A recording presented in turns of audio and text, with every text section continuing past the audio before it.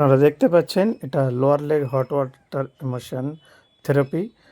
যাদের ফেভার মানে জ্বর আসে, জ্বরের জন্য খুবই উপকারী। এর টেম্পারেচার থাকে বা কেটে থাকে 42 ডিগ্রি টেম্পারেচার, যেটা কাপ মাসলকে ঢেকে থাকবে, কাপ মাসল পর্যন্ত থাকবে।